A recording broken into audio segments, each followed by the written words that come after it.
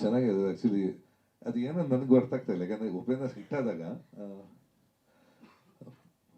First release ಆದ ತಕ್ಷಣ first ಒಂದು ಪೇಪರಲ್ಲಿ ಬಂದಿತ್ತು ತೋಪೆದ್ದ ಉಪೇಂದ್ರ ಹಾಡುಗಳು ಅಂತ. ವಾಸು ಅವ್ರಿಗೆ ಕರೆಕ್ಟಾಗಿ ಗೊತ್ತಿದೆ ಯಾರು ಬರೆದಿದ್ದು ಅಂತ ಗೊತ್ತಿದೆ. ಫಸ್ಟ್ ಡೇ ಫಸ್ಟ್ ಈವ್ನಿಂಗ್ ಆಗಿದ ತಕ್ಷಣ ಫಸ್ಟ್ ಬಂದಿದ್ದದೆ.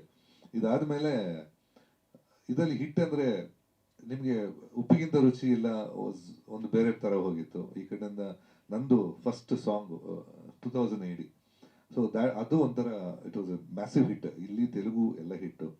ಈ ಕಡೆಯಿಂದ ಬರಿವೋಳುನೂ ಸೂಪರ್ ಹಿಟ್ ಆಗಿತ್ತು. ಮಸ್ತ್ ಹುಡುಗಿ ಬಂದು ಸೊ ಎಲ್ಲ ಹಿಟ್ ಜೊತೆ ಇದು ಎಲ್ಲ ನನ್ನ ಮಧ್ಯದಲ್ಲಿ ಅಲ್ಲಿಗಿತ್ತು ಇದು. ಆ್ಯಕ್ಚುಲಿ ಆ ಉಳಿದ ಸಾಂಗ್ಸ್ ಲೆವೆಲ್ಗೆ ಹೋಗಿಲ್ಲ ಕಾಣುತ್ತೆ.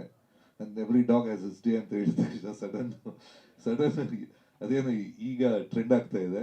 ಒಂದು ಖುಷಿ ಅದೇ ಏನಂತ ಗೊತ್ತಿಲ್ಲ. ಆಮೇಲೆ ಮುಂಚೆ ಇದೇ ಥರ ಅಂದರೆ ನಾವು ಹೋಗುವಾಗಲೇ ಒಂದು ಪಿಕ್ಚರ್ಸ್ ಒಂದು ಸಾಂಗ್ ಹಿಟ್ ಆಯಿತು ಅಂದ ಕೂಡಲೇ ನಮಗೆ ಗಣೇಶ ಫೆಸ್ಟಿವಲ್ಲು ಅಥವಾ ಕನ್ನಡ ರಾಜ್ಯೋತ್ಸವ ಅಲ್ಲಲ್ಲಿ ವೇದಿಕೆ ಅಲ್ಲಲ್ಲಿ ಸಾಂಗು, ಆಮೇಲೆ ಯಾವುದಾದ್ರು ಈ ಕಾರ್ ಫುಲ್ ಓಪನ್ ಮಾಡಿ ಫುಲ್ ಸೌಂಡ್ ಹಾಕಿ ತಿರುಗೋರು ಆಟೋದಲ್ಲಿ.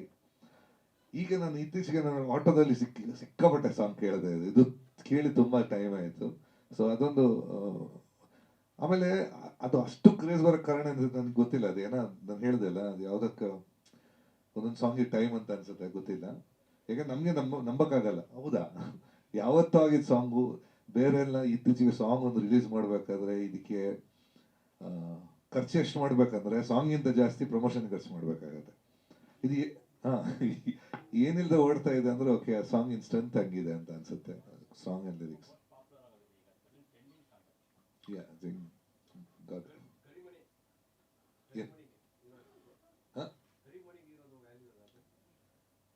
ಕರಿಮಣಿಗೆ ವ್ಯಾಲ್ಯೂ ಇದೆಯನ್ನ.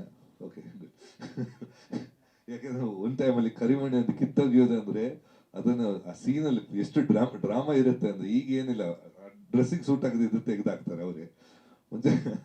ಸೊ ಆ ವ್ಯಾಲ್ಯೂ ಹಳೆ ಕರಿಮಣಿಗಿದ್ದಷ್ಟು ವ್ಯಾಲ್ಯೂ ಇವತ್ತಿದೆ ಅಂತ ಗೊತ್ತಿಲ್ಲ ನಂಗೆ ಗೊತ್ತಿಲ್ಲ. ಯಾಕಂದ್ರೆ ಈಗೆಲ್ಲ ಒಂದು 3-4 ಕರಿಮಣಿ ಇರುತ್ತೆ ಕಾಂಬಿನೇಷನ್ ಒಂದೊಂದು ಡ್ರೆಸ್ಸಿಗೆ ಅಂತ ಇರುತ್ತೆ. So it's become A fashion ಬಿಟ್ಟು ಆ ಸೆಂಟಿಮೆಂಟ್. ಮುಂಚೆ ಎಲ್ಲ ಒಂದು ಕರಿಮಣಿ ಕಿತ್ತೋಗಿಯೋದಂದ್ರೆ ಅದು ಹೆವಿ ಡ್ರಾಮಾ ಇರುತ್ತೆ ಒಂದು ಪಿಕ್ಚರಲ್ಲಿ. ಸೊ ಹಂಗೆ ಅಂತ ಅದಕ್ಕೆ ಅಷ್ಟು ವ್ಯಾಲ್ಯೂ ಇತ್ತು. ಈಗ ಇದೆಯಾ ಗೊತ್ತಿಲ್ಲ ನನಗೆ, ಬಟ್ ಈಗ ಸಡನ್ ಕರಿಮಣಿಗೆ ವ್ಯಾಲ್ಯೂ ಬಂದಿದೆ.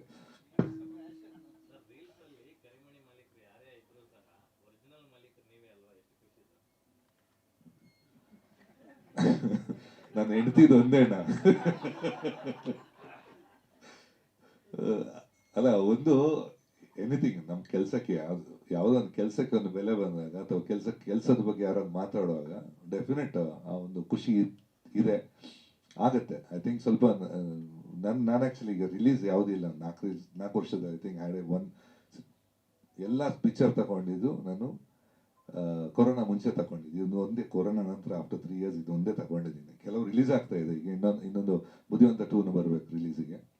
ಅದ್ರದ್ದು ಸಾಂಗ್ ರಿಲೀಸ್ ಆಗಿಲ್ಲ. ಅದೊಂದು ಪೆಂಡಿಂಗ್. ಅಂದರೆ 4-5 ವರ್ಷ ಆಯಿತು ಪಿಕ್ಚರ್ ಮಾಡಿ. ಸೊ ಈಗ ನನ್ನ ಲೆಕ್ಕದಲ್ಲಿ ನನಗೆ ಹೆಂಗಂದರೆ ಖುಷಿಗೆ ಕೆಲಸ ಮಾಡೋಣ ಅಂತ. ನಂಬರಿಗೆ ಕೆಲಸ ಮಾಡೋದು ಮುಗೀತು, ಇನ್ನೆಷ್ಟು ನಂಬರ್ ಮಾಡಿ ಏನು ಪ್ರಯೋಜನ ಇಲ್ಲ. ಸೊ ಖುಷಿಗೆ ಮಾಡೋಣ ಅಂತ. ಈ ತಂಡ ಒಂಥರ ಖುಷಿ ಇದೆ.